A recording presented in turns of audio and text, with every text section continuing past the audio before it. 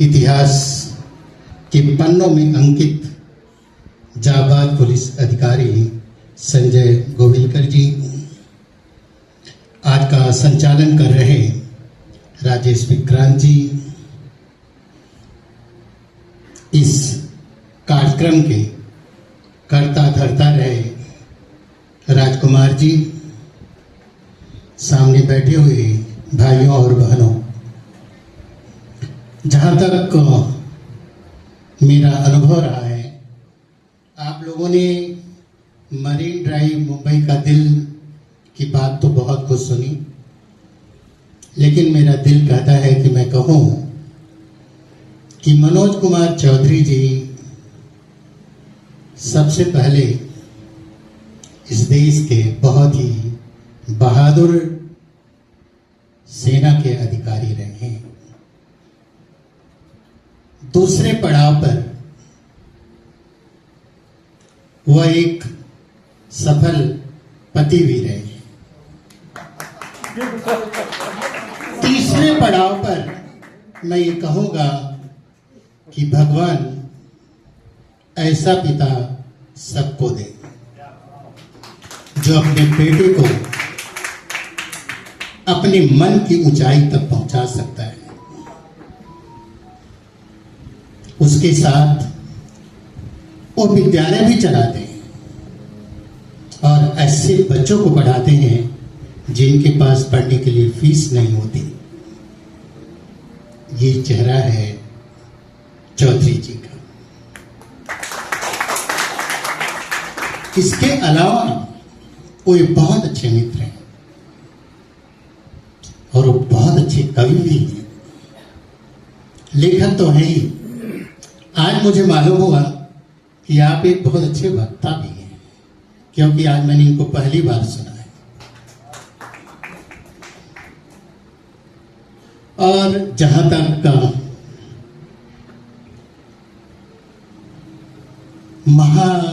महासागर के किनारे बसे महामानव से भरी इस मुंबई के इतिहास में कुछ बचेगा नहीं अगर मैरीन ड्राइव का चित्र न अंकित किया जाए। आपने मैरीन ड्राइव का कुछ भी नहीं छोड़ा। सुबह भी देखी, शाम भी देखी, रात भी देखी, दिन भी देखा है आपने। और आपकी पुस्तक में ऐसे लगता है जैसे कि मैरीन ड्राइव जीवंत हो उठा है। ऐसा लगता है कि जैसे मैरीन ड्राइव बोल रहा है। और जबकि आप जानते हैं, हम मुंबई के लोग, हमें हमेशा ऐसा लगता है कि जैसे आग का दरिया हो, मोम की नाव हो और लहरों का प्रस्ताव हो कि पार जाओ। ऐसी मुंबई है कि नदी जो है वो आग से भरी है, पार करने के लिए जो नाव है वो मोम की है और लहरें बार बार यह चुनौती दे रही हैं कि पार करो। ऐसा संघर्षशील है जीवन मुंबई का।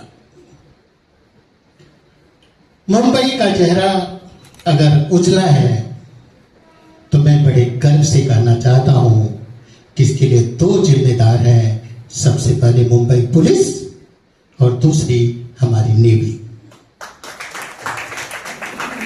सच तो ये कहें कि मुंबई एक ऐसा शहर है कि आप के मन में जो कुछ आए लेकर कतार में खड़ा हो जाइए। मुंबा देवी, महालक्ष्मी और सिद्ध विनायक की नगरी में कभी हो ही नहीं सकता कि आपने सोच लिया और कतार में खड़े रहे, आपके मन की मुराद पूरी ना हो। ऐसी है मुंबई।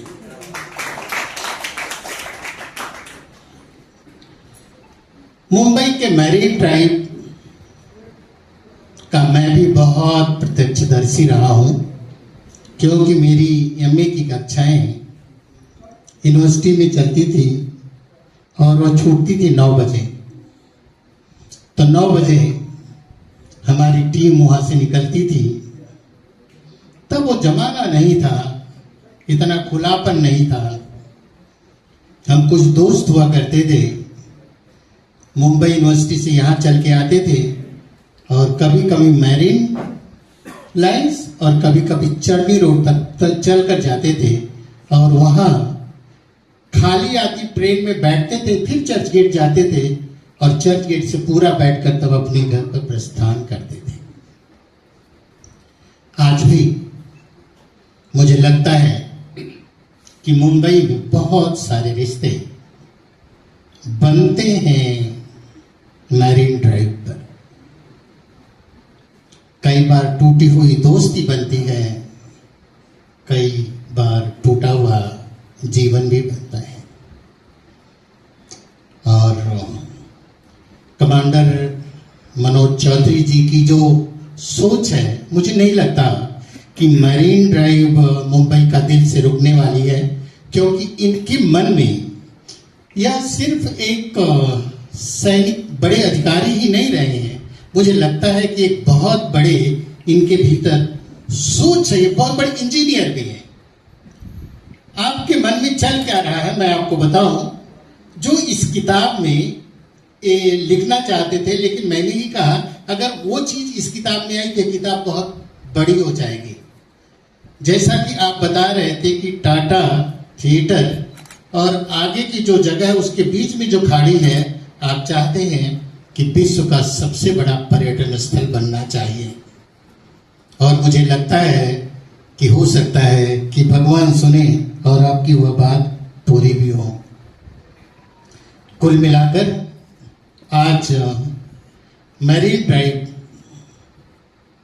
का यह विमोचन समारोह मुझे लगता है कि आज यह ऐतिहासिक बन गया, क्योंकि यहाँ पर काजल भी हैं, गोयलकर साहब भी हैं और मुझे लग रहा है कि मुंबई के सबसे वरिष्ठ पत्रकार, सबसे अच्छे लेखक, मुंबई को जानने वाले संजय सिंह जैसे लोग भी यहाँ उपस्थित हैं। मतलब यह बहुत बड़ी बात है। और पहली बार मैं देख रहा हूं कि मुंबई के विमोचन समारोह में इस हाल की एक भी कुर्सी खाली नहीं है। और याद रखिए कि 20 की नोट अलग होती है, 500 की नोट अलग होती है। हाल में बैठे हुए आपके जितने भी लोग हैं, सुन रहे हैं, सब 500 वाले हैं, क्योंकि इस समय देश में सबसे बड़ी नोट वही है। बहुत न बोलकर आप लोगों ने बहुत कुछ सुना है। एक बार पुनः मैं आपसे इतना ही कहना चाहूंगा कि महाभारत का एक बहुत छोटा सा पक्ष है कि जब महाभारत की लड़ाई चल रही थी, उस समय अर्जुन के बाणों के सैया पर पितामह लोटे हुए थे और अर्जुन रोज शाम को जाकर उनकी सेवा करते थे।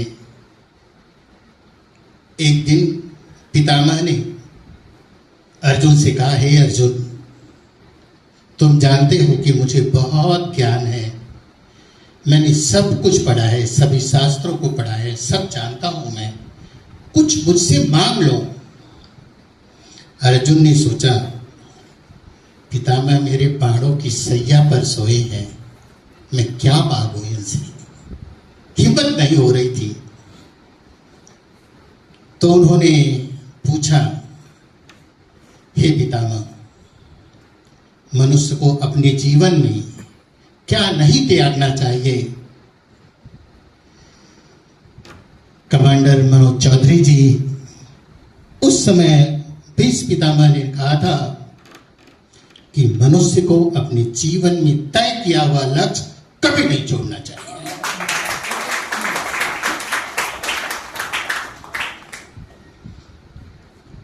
आपने आज जो पड़ाव पाया है, बहुत बड़ी बात है। है, बहुत बड़ा काम किया है। आर.के. पब्लिकेशन की यह पुस्तक विश्व के कोने कोने तक जाएगी। मैं तो इस बार दिवाली में कोई और गिफ्ट नहीं दूंगा, जिसको दूंगा यह पुस्तक ही गिफ्ट में दूंगा, क्योंकि मुंबई के बारे में इतना बढ़िया जानकारी, और यह सिर्फ जानकारी नहीं है, आप पढ़ेंगे ना, आपके बच्चे पढ़ेंगे तो वह खुशी से झूम जाएंगे, उनके भीतर एक संस्कार पैदा होगा, एक मूल्य पैदा होगा, जो आज मीडिया के चकाचौंध में, रील के युग में होता जा रहा है।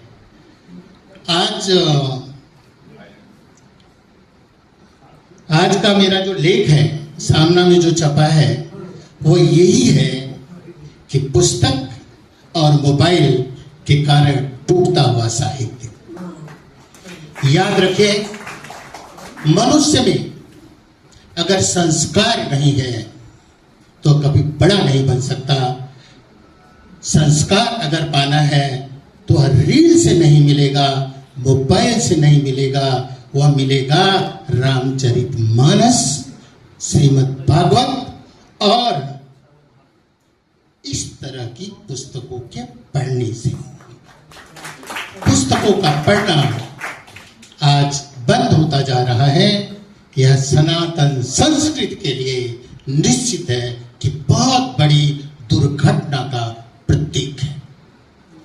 जैसे भारत में गंगा जमुना की जो संस्कृति है, भारत से गंगा को निकाल दीजिए तो भारत बचता कहाँ है। वैसे ही विश्व के मानचित्र पर आज हमारी पुलिस, हमारी सेना ने जो मुंबई को बनाया है, जो मुंबई को ख्याति दी है, आप जानते हैं कि क्रांति का जन्म भी इसी मुंबई में होता है और शांति का जन्म भी इसी मुंबई से शुरू होता है। मुंबई कोई छोटी चीज नहीं है। इतिहास के पन्नों में जब भी भारत का इतिहास अब लिखा जाएगा सनातन संस्कृति के दौर में, तो मुंबई सबसे ऊपर होगी, क्योंकि मुंबई वह जानती है कि रिश्ता क्या होता है। अगर इस युग में संघे शक्ति कल युगे की बात आती है तो वह सबसे पहले मुंबई से शुरू होती है। आप लोगों ने देखा होगा, बारिश हो जाए, ट्रेनें बंद हो जाए तो सबके घर की फ्रिज खुल जाती है, सबके घर के रखे हुए बिस्किट बाहर आ जाते हैं। वह मुंबई है, मुंबई को संभालने की जरूरत है।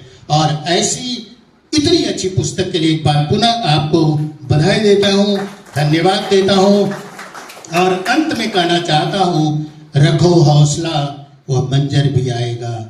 प्यासे के पास चलकर समंदर भी आएगा। थक के ना बैठियो, वो मंजिल के मुसाफिर, मंजिल भी आएगी और मंजिल के मिलने का मजा भी आएगा। बहुत बहुत धन्यवाद। जय हिंद, जय महाराष्ट्र।